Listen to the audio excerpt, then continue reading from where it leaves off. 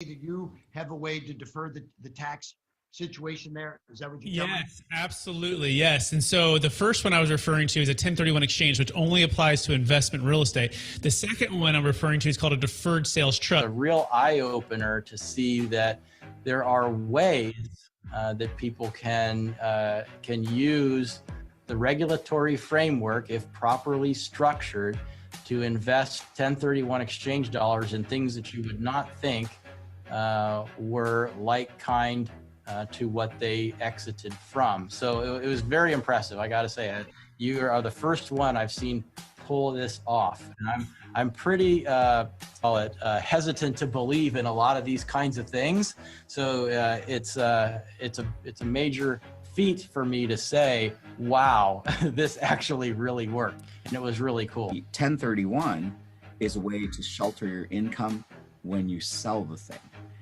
The DST is a way to avoid the 1031 and not have to suffer the time penalty. Our career and during different tax periods, we've seen, these tax avoidance, tax minimization, offshore, all these different strategies undertaken to minimize or avoid taxes. And then I can tell you that, some of them are just not worth the trouble. And so I was skeptical. Admittedly, I was skeptical. I thought, oh yeah, here we go, another one of these, right? And then they say, no, it really is different, right? So look more closely. We looked more closely. We had, honestly, 2 years of conversations. 2 years. Now we were being due diligence at the same time that we were doing due diligence, but 2 years is a long time to be, sort of flirting with the idea of and getting to know the people and getting to really understand the transaction. Yeah, long story short, we got comfortable, although we are not tax attorneys, lawyers, or estate planning attorneys, that at least, from an investment perspective, that, it made sense to sell a highly appreciated asset, get liquid, hold that in this type of a deferred or installment sale type of instrument, and then just be in a position then to do the most important thing. I'm probably stealing your next question, which is time. They say, well, you can't make more time. You can. The Deferred Sales Trust, in a way, allows you to lengthen the investment time horizon for those assets after getting liquid, but before having to feel the tax impact. And from an investment manager's perspective, time horizon is the most important element in investing.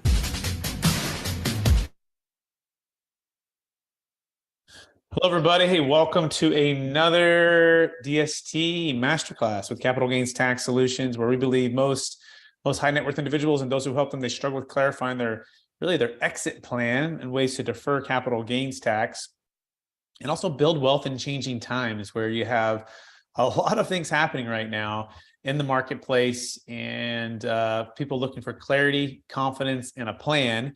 And so we're here to work together to help refine those plans, refine what's possible, and also answer live questions regarding the Deferred Sales Trust. It could be a 1031 exchange. It could be cost segregation. It could be a number of things so you can create and preserve more wealth or help your clients, friends, and family do the same. For those who don't know me, my name is Brett Swarts, and I'm the founder of Capital Gains Tax Solutions. And I just believe everyone needs an exit planning coach, right? Because you've worked so hard to build your real estate portfolio.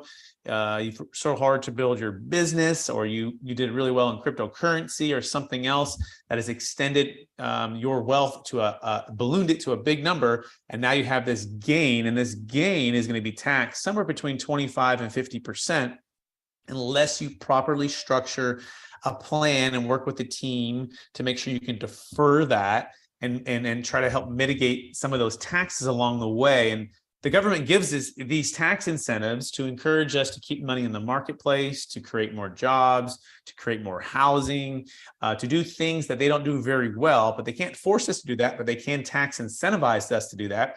And so this is what we're here to do, just to kind of see what's actually possible and how these things work, answer your questions, and then also talk about live deals. So that's a little bit of the vision.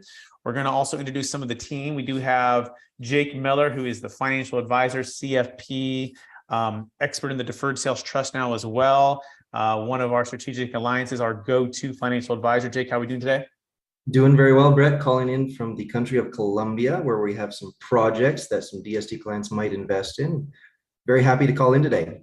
Phenomenal. I love that. And hair is on point today. I got a haircut to try to catch up with you a little bit, but I have that thin hair. I don't know who has that thin hair where it kind of goes anywhere you want it to go, but it's hard to get that, that soul glow. Do you remember that one, Jake? I got to watch that movie again, by the way. If you haven't seen Coming to America in a long time, I think you got to watch it. Yeah. Put it on your list at least once a year, right? Just to remember where we grew up and what happened during those times, right? Now, speaking of that, it looks like Pierce and I have coordinated. Pierce, I didn't know that we went to the same dresser to buy clothes. Yeah, that's a Christmas gift. Free jacket. Very nice. Yeah. I appreciate that, Pierce. You're looking really good today. Did you also shave for us today? It's not just the mojito on the beach. Yeah, for you guys, this is a big day, man. I got a live deal that I'm going to be underwriting on video here, so you guys can catch that afterwards. I'm excited. We'll do a little cash flow comparison. That sounds awesome, Pierce. For those who don't know who Pierce also helped co-host the Capital Gains Tax Solutions podcast. He's a commercial real estate agent and luxury agent down in Newport Beach. And he's also one of the foremost, I guess, even becoming a thought leader on the Deferred Sales Trust. He's got it very dialed in. So that being said, let's dive into let's do a deal close story of the week. How about that? We haven't done that actually in a little while. Let's just dive right into some of the practical deals that have closed recently. Let's see. I'll maybe let the audience decide. Okay.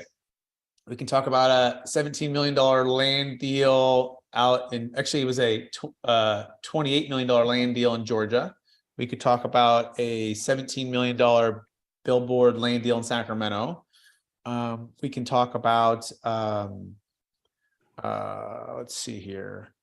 Jake and I just did a sale of a property in Oregon for a financial advisor who is cautious and skeptical and, answering all the questions. He's actually a financial advisor, right? So does anyone have a vote there? You can put it in the chat. You can just say hello. $28 million land deal. Okay, cool. So it's in Georgia. These two brothers were selling along with another gentleman, and they have developed this land. They bought it many, many years ago, and the path of development, they saw what was coming. And essentially it was, I don't want to say it's hitting the real estate lottery. It's more so buying and being very patient. It takes a particular investor to buy land and the path of growth and wait many, many years. I want to say they held the property for over 10 years. And then you also slowly develop it as in entitlements. It doesn't necessarily mean you're breaking ground, but you might be putting some utilities in, you might be rezoning it with the city and working through environmental stuff and mitigating different things that in order to allow a developer to take it, vertical. Okay. So they had a huge gain and a huge tax. And they met, this actually was about 2 years ago, because also too, land deals take a long time. In general, they're just longer escrows for a number of reasons. And then COVID hit, so things stalled. But finally, as of 3 weeks ago, it closed. And the funds are now invested, and he's deferred a lot of tax. And he actually happens to be an insurance professional and real estate expert. So he's seasoned, investor and a credit investor, and very smart with real estate and insurance and in stocks and bonds and mutual funds too. He actually he's a very well-rounded client. But one of the best parts is I get a chance to learn from clients. And so that's kind of the short story. And we're moving forward, and he might do more with us, but it's a good part of his net worth, and he's excited to be able to be a little more passive at this point, a little more diversified. And I think also just to kind of be finished with this land that's, you always think it's going to go big, but it's not until it closes that you actually get paid. Or at least in like a multifamily deal, you're getting the cash flow. You're seeing it probably every single month. Land, it's a speculative land play of what it's going to be. It's not cash flowing. Typically, it's just appreciating. So Jake, you want to pull any nuggets out of that one? Well, I have a few questions, Brett. You mentioned that this individual has a lot of different investments, a lot of different assets.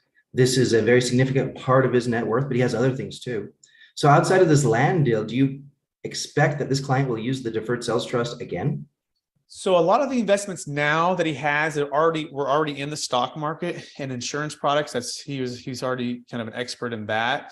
So this land portion represented a lot of that holding for real estate. And so with the deferred sales trust, yes, it can work for public and private stock.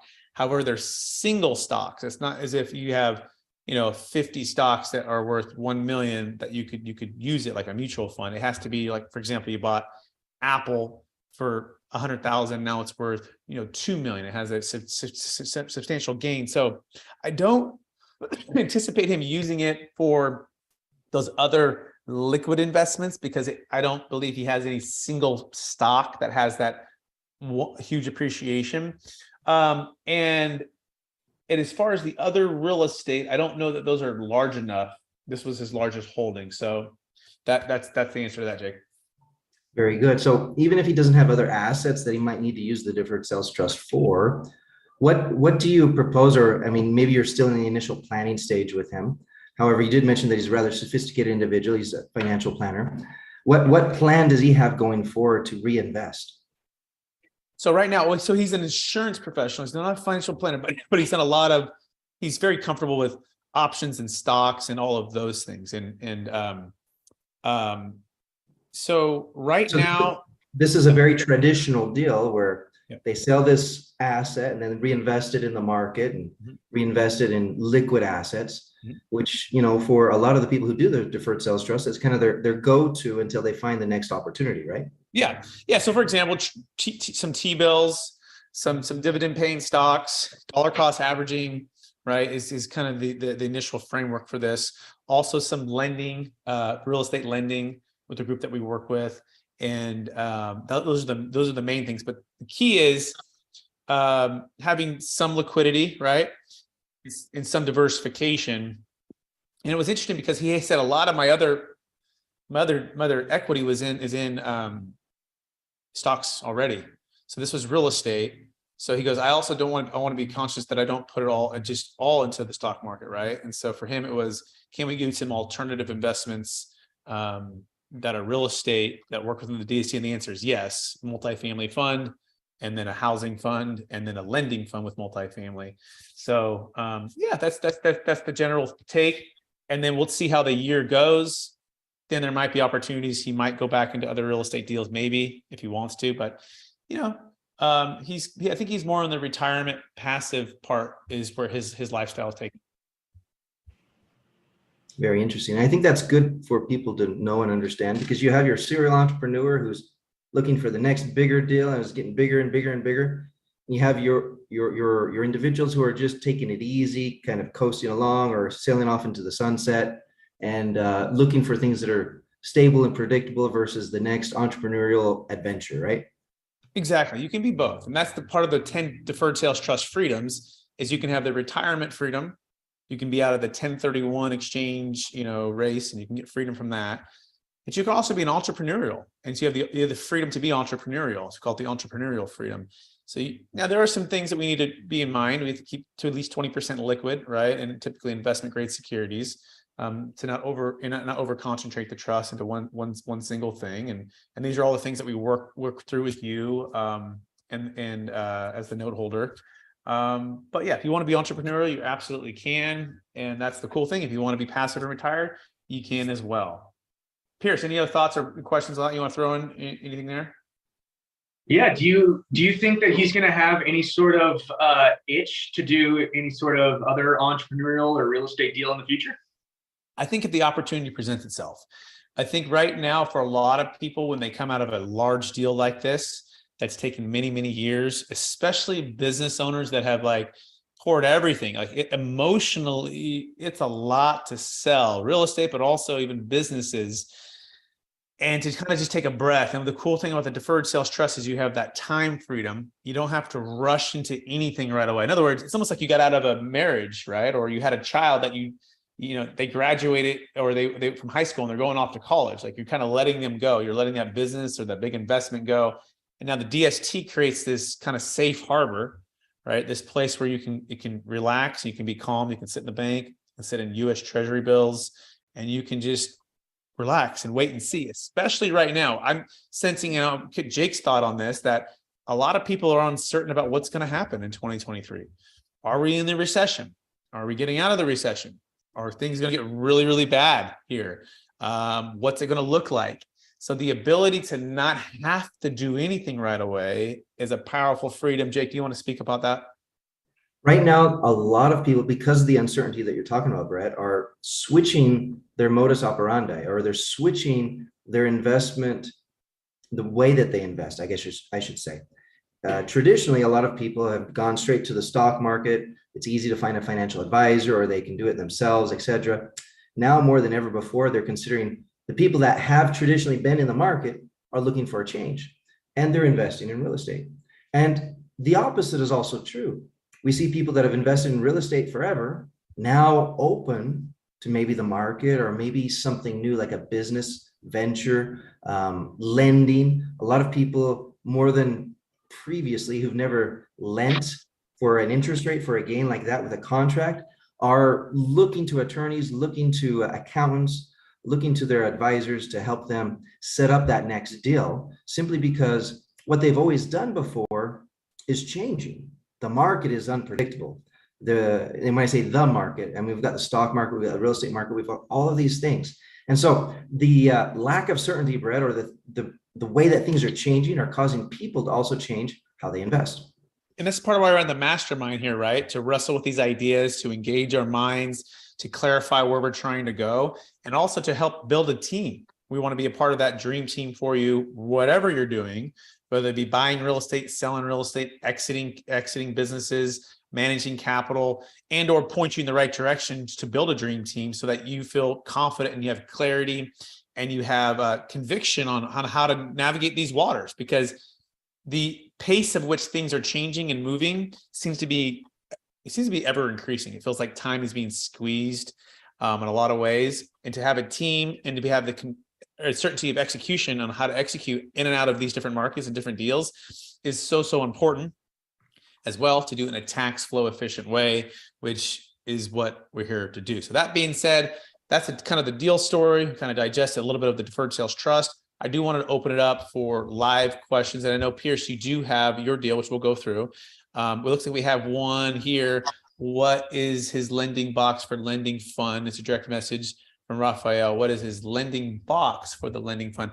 I think you might mean, who are the investments? So we work with some large groups that do multifamily ownership, but they also do multifamily lending. They're part of our strategic alliances. One of them is called DLP Capital. And what's cool about DLP is they typically will only lend to top tier preferred private groups or owners, individuals that have at least 20 deals under their belt. They have an average of $4 million net worth. They are personally guaranteeing the debt. They're also first position loans, 55 to 60% LTV is the range. They've never lost a single dollar in this lending fund, and they're doing a large volume of these. And if the person doesn't pay, they have the expertise and the management and the people on the ground to be able to either help them out to work it out, and or if they have to foreclose, they typically are able to improve the property and still take it at it and not have to really lose any money on the lending fund. This is part of their model. So I don't know if that answers the question about the box, but the trust can go into these types of opportunities. They could also start their own lending fund or their own lending group, and they can lend funds to businesses and owners. So it's very flexible there. So hopefully that answers the question, Raphael. Good question. Who else? Who else has a question or a live deal that you'd like us to answer right now? While we're waiting for that next question, Brett, that last piece that you shared, that they can create their own lending box or that they can create their own lending program, can you talk a little bit more about that? Yeah, so the Deferred Sales Trust is kind of open source for the entrepreneur. So let's imagine you might say, look, I'm very entrepreneurial as far as real estate's concerned, but I think values are still pretty high. And I think cap rates are still too low and interest rates are still pretty high. And so I don't necessarily want to be directly owning real estate and taking on a bunch of debt or buying at these prices. However, I wouldn't mind lending to those that are in commercial real estate, right? For a safe LTV. So you're still in real estate, you just maybe protect it more in case the property gets they don't pay, you can take the property back at 50 cents on the dollar. So That is the different way of investing into real estate without having to be a direct owner, but using the trust to partner with you to form a lending business, right? Doesn't have to be like kind because we're not a 1031. And you are running that business and you're in the business of lending funds to, let's say, a multifamily developer or a real estate developer or construction or fix and flip, right? So that is the as long as you're an active owner and you're not lending it to yourself and you're not lending it to like family, it's actually business purpose, it's legitimate. Does that answer the question, Jake? It does. And it goes a little further to help Raphael's question. He just commented that was perfect. So appreciate that. Yeah, I actually wanted to elaborate on that a little bit more. So essentially, I'm familiar with DLP. They're a big player in the private money space and what they've created. But more along the lines of the things that I do, like in California and stuff that I do nationwide, is they are trusted investors. Essentially, they're private people, and you underwrite to their risk criteria. And like you said, lower LTVs, seasoned investors could be, commercial buildings, whether it's residential, and essentially be a private loan to that person, whoever is part of that DST. So what's the question then, Raphael?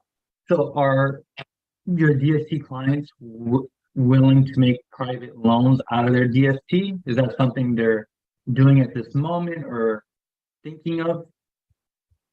Oh, are our particular, each client's different, right? And different expertise and different risk tolerance level and different comfort. So no, I don't know of any of our clients that are making individual private loans to individual investors at this time, but could they? Yeah. If that's what their expertise and their comfort level is, sure. Okay. I also had another question, but it's kind of along these lines. Can I go ahead and ask, or do you have like a presentation to complete? Okay. So I was helping this one client. I was able to we were about to get financed, but long story short, he changed his mind about getting the loan. It was a private loan. I was going to literally get it done in 4 business days. But the problem with the whole thing was he was in 1031. He fell out of 3 or 4 other properties because the sellers didn't want to make the necessary adjustments to the price or fix the deferred maintenance on the buildings. So his last day is January 16th, which is a federal holiday. So per 1031 guidelines, even if your end date falls on a federal holiday, it doesn't extend an additional day. So he ran out of his 180-day period, and he's going to get hit with taxes, capital gains for that property he was selling inside that 1031. So how would someone like that use the DST? So he wouldn't be in that position, because like you said, that race of the 1031, you have 45 days to identify a property and 180 days to complete the transaction. And sometimes that's not as easy to complete. Yep. So how do we save a failed 1031 exchange? Pierce, you want to take this one? Sure. So there's 2 options, really. Depending upon how early someone gets in, right? We can set it up so that the DST would either be the primary option, right? So they don't actually have to do a 1031 at all. And they could, eliminate that altogether. The second option is they could also start a 1031 and plug the DST in as a backup plan. Jake can speak a little bit more to this, but there's a lot of what he likes to call intent behind certain tax strategies. So the intent kind of has to be around this idea that we're trying to reinvest and, not just trying to, quote, avoid taxes. And Jake, maybe you can speak a little bit more to that. But the idea is that, we could save a failed 1031 exchange if they're already in a qualified intermediary, right? They're already inside of their exchange, depending upon if the exchange will cooperate. So we really like to use our qualified intermediaries because they work with us, they know us, they like us, they are not going to give a hard time. Some will just basically, kind of say pound sand and not cooperate with us at all. And that's because they're afraid of losing business, right? Like it's a situation where they're going to lose out on their deal. And so they don't necessarily like to do that. So ideally you would get in early. You would use our, strategic alliance, our QI team that is awesome and amazing. And if it, ends up you not finding your deal in 45 days, you have, at that point, we could move it into a DST, or 180 days, day 181, we could move it into a DST and we could save and fail 1031 that way.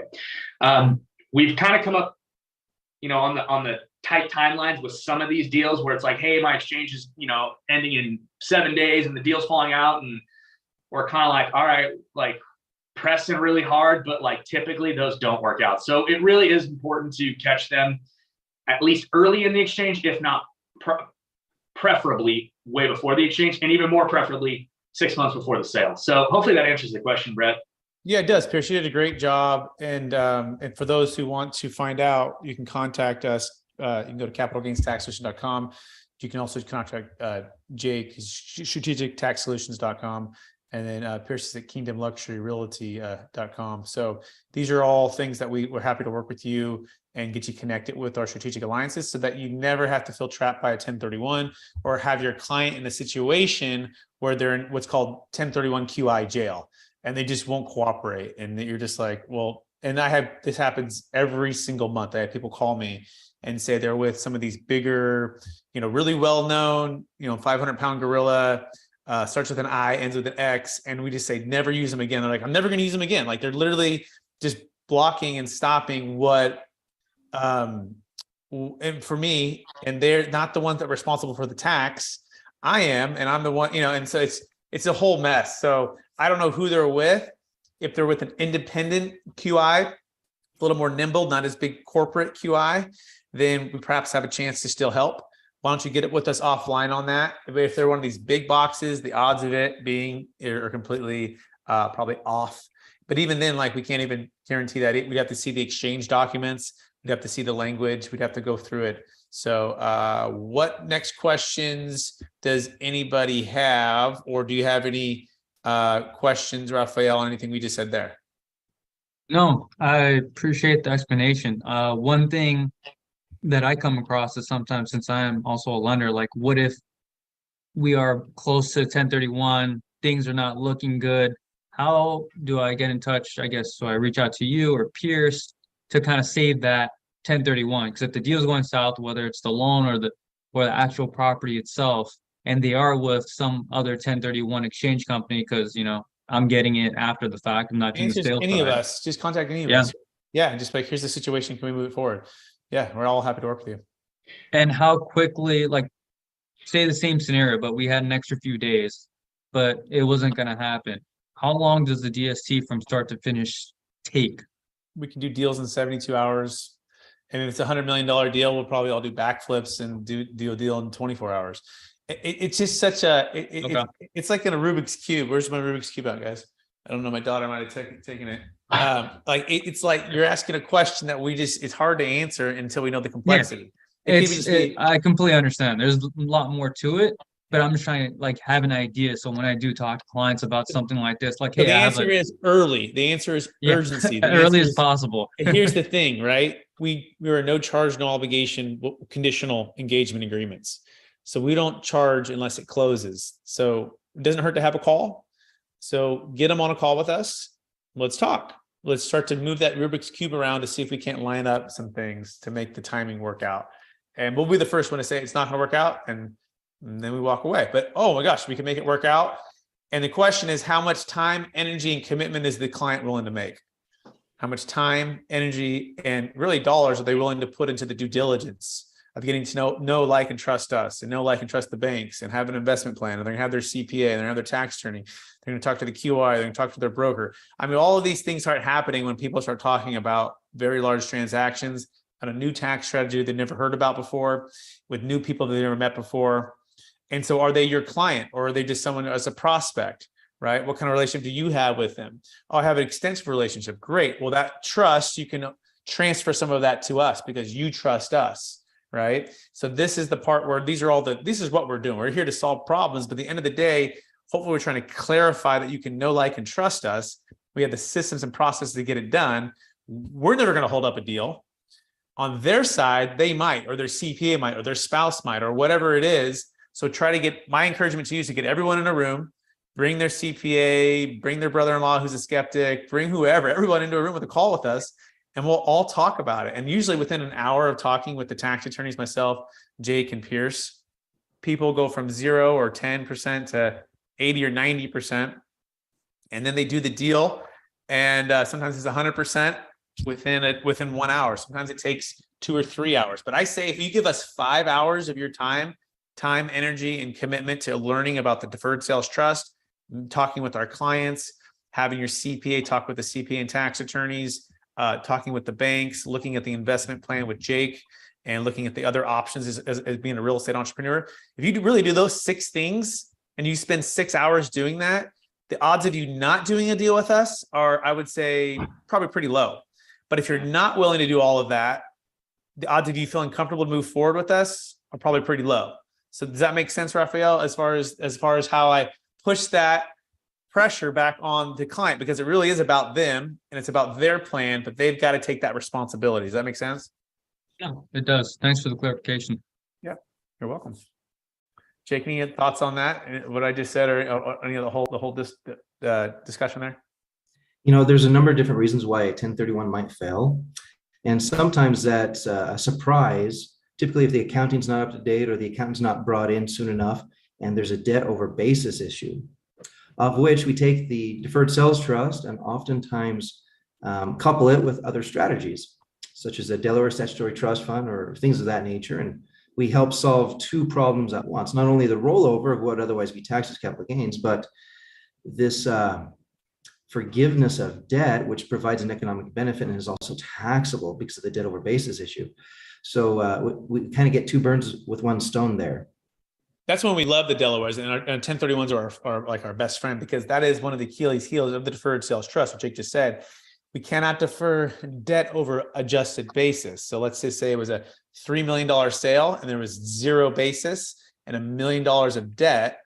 We'd have to first stop at a qualified intermediary, and we'd put on, we do a partial 1031 Delaware into typically a 0 coupon deal to replace that $1 million of debt, which in turn defers or delays what would have been ordinary income tax of $1 million, which is the highest tax bracket. Then the other amount of money can go into the Deferred Sales Trust. So in this scenario, $2 million can go into the Deferred Sales Trust. In this scenario, you'd pay about $200,000 or so. So it'd be about 1.8 or so would go into the Deferred Sales Trust. And so that's the beauty of how this can work if you have the proper team, the proper planning, the proper QI. So yeah, great insight, Jake, on that one. So now, Pierce, I think you had a live deal you wanted to go through. Yeah. So it's an interesting deal because it's came off a cold call. It's a property on Lido Island in Newport Beach. It's about a $2.5 million property.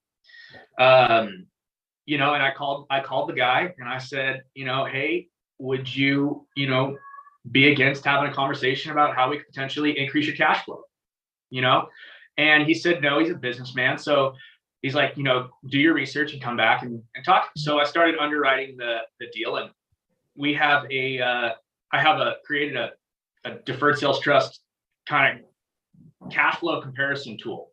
What's the cash flow like on the current property, right? The status quo versus what would the cash flow be, potential cash flow be with the Deferred Sales Trust, just given, all the math and information. And so I'm currently putting that into the, calculator right now, and we're going to spit out, what's the return going to be? And it's going to be very simple side by side. Hey, right now you're making $5,500 a month on this, almost $2.5 to $3 million property. What could you do if you put all that into a Deferred Sales Trust net of attorney fees, right, and closing costs, as opposed to just leaving it status quo? And we're gonna just have a real simple conversation of, hey, here's the numbers, right? I'm gonna film the whole underwriting thing, so you guys can look out for that, and I'll post that on the video. And we'll be able to see real black and white, and then at that point, the seller can decide whether or not he wants to sell or not. I think that's great, Pierce. Do you know what his basis is? Maybe we can walk through it right now a little bit. So this is the one thing that I'm having trouble. So I plugged his address into Realist, which is basically our tax program that kind of goes through all the property information. The property has exchanged hands like twice, once in 1998 and once in 2019. However, what I cannot find is I cannot find a sales price for 1998 or any sort of debt on the property. So I'm wondering if it was a family member that switched over from the trust or if something happened. And there's no sales price. So what I ended up doing is I ended up going back to 1998, the entire year of 1998 through 2005 to try and find a property that closed, and just to understand what the values of the property were at that point. I found out that one property was 3,100 square feet. It sold for $1.2 million with $400 a square foot. If I apply that to how many square feet it is, his basis is about $500,000. So pause real fast just to keep it simple. Why not just ask the seller, what's your adjusted basis? Because I don't talk to him right now.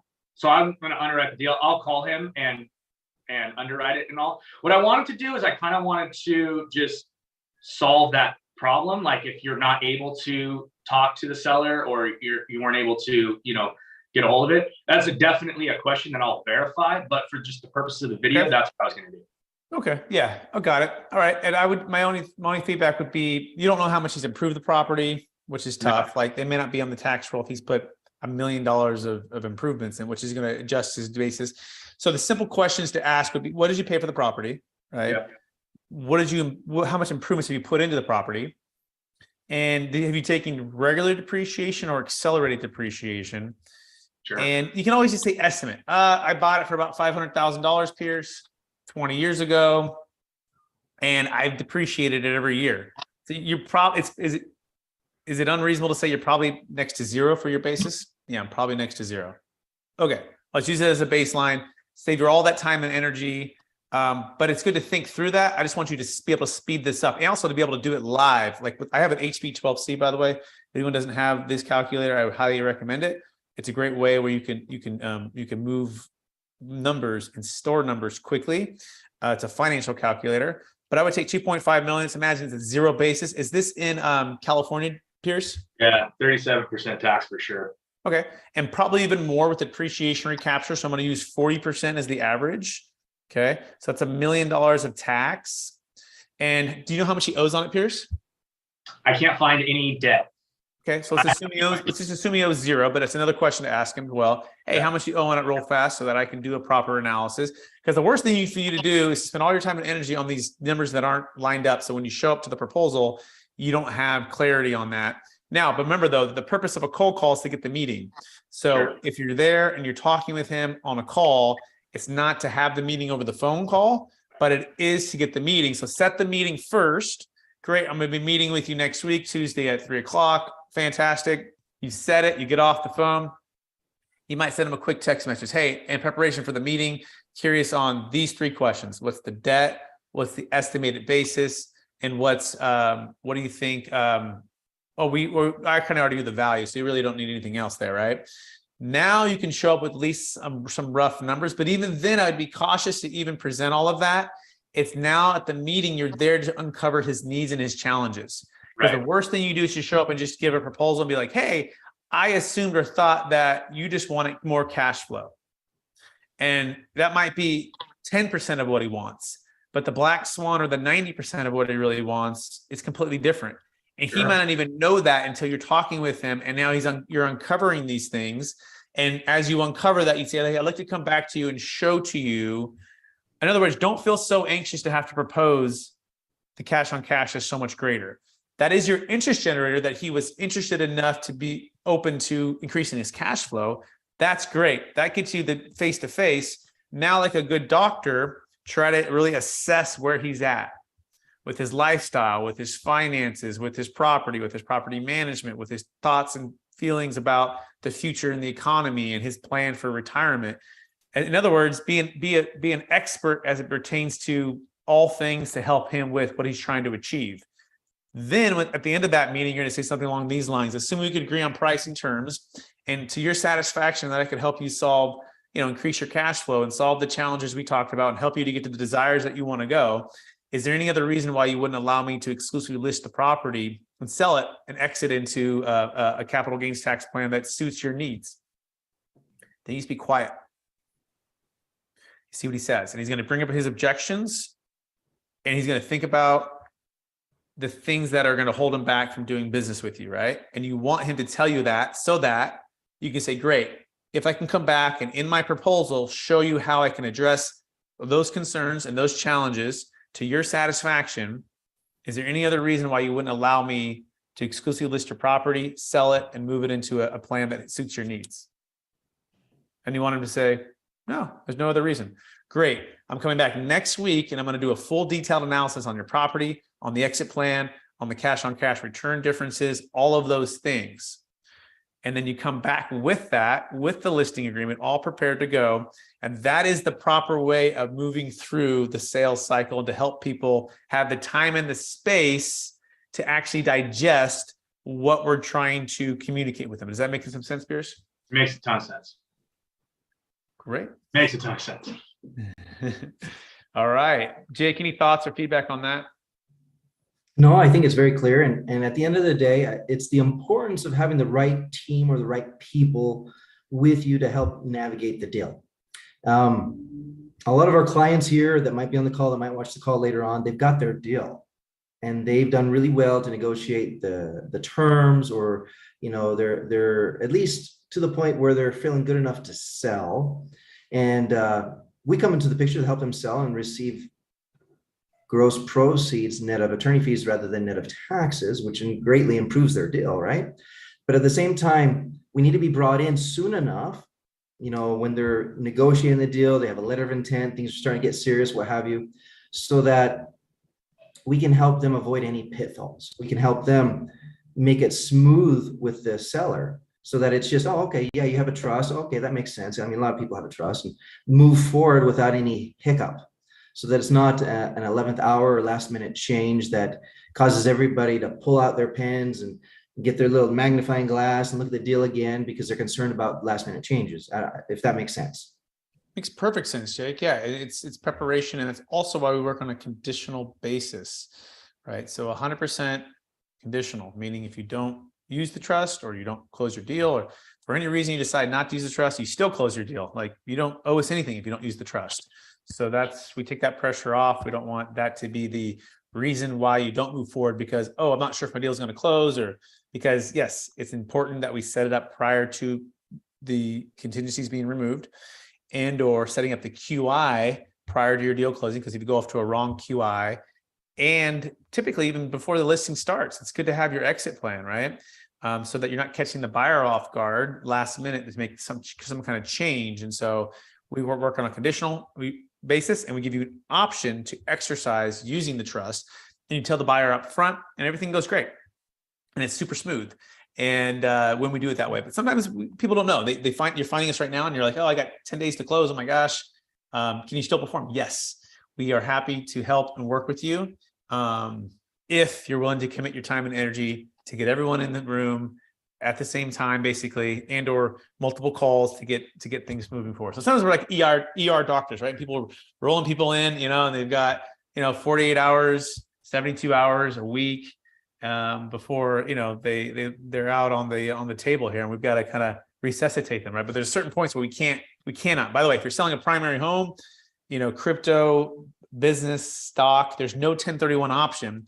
So we absolutely have to be with you set up prior to the buyer moving all contingencies. So if there's at least one contingency remaining, we're fine. But ideally, we're setting up even before you list. But even if you've listed in your escrow, can you still use the DST? Absolutely. What is the cutoff? If they have removed all contingencies, it's over. Unless you're selling a investment property and then you use our strategic alliance, which is the qualified intermediary, to buy us another 45 days. Okay. So that being said, what other questions does anyone else have at this time? And I want to just invite some people. We got Ravin, we got Raphael, we got Sylvia, we got Steve, We got Maria. We got Debbie. We've got Miss, I'm not sure how to pronounce quite that name, but I'm going to do my best to pronounce the last name, Mr. or Mrs. Baja. I'm not sure. I'm sorry. I'm not doing that very well. So we also got Micah here. Micah, we haven't heard from you today. How are you doing, Micah? I'm doing well. Excellent. Happy New Year to you. Thanks. Yeah. Is Utah cold right now? Because it's kind of cold here in California. Freezing. Yeah. Got some good snow. Yeah, we have had a lot of snow actually. Yeah, in fact, Micah has some new body art. Micah, can you kind of show what's going on over there? Oh man. Yeah, the kids decided to help me decorate it. That's good art. Well, hopefully that's going to recover fast, huh? How long the cast until it heals? I'll have it on for another month and a half. Okay. Pick a good color there. Orange is a good color. Yeah. It's a bummer. You're like, it's the worst. I've never broken an arm yet. I've done ACL surgeries, so those are not so fun. But we'll get well soon, Micah. Well, everyone should choose to only use one hand and type for the rest of the day and see how you like it. And it's your strong hand too, right? You're right-handed. Mm-hmm. Yeah. Well, feeling for you there. All right. If no one else has questions or thoughts, perhaps we can just wrap up. Jake Miller, if people want to find you, what's the best place to find you? Well, we have a website. It's strategictaxsolutions.com. So strategictaxsolutions.com, as well as an 800 number, 1-800-773-1848. Give us a call. Stop by the website, schedule a meeting. Pierce, if people want to find you, where can they find you? I mean, kingdomluxuryrealty.com. Also check out the YouTube channel, Living in Newport Beach, California. Excellent. If people want to find me, you can check me out at capitalgainstaxsolutions.com. It's capitalgainstaxsolutions.com. We have the new book coming out too. Love your support. Building a tax deferred exit strategy. We have people like Kevin Harrington from Shark Tank in the book, and the great Jake Miller, who you just heard from in the book. So capitalgainstaxsolutions.com. We also have the YouTube channel. We're on Spotify, we're on iTunes, all things Capital Gains Tax Solutions, Instagram, LinkedIn, all that stuff. If you want to call our office, it's 916-886-2986. It's 916-886-2986. Thanks so much for attending, watching the replay. Please rate, review, subscribe. Please share this so someone it can be inspiration to. We appreciate all your support out there, and we will talk to you every Friday, 10 a.m. Pacific Standard Time, 1 p.m. Eastern. We'll be back again, and take care. Have a great weekend. Bye, everyone.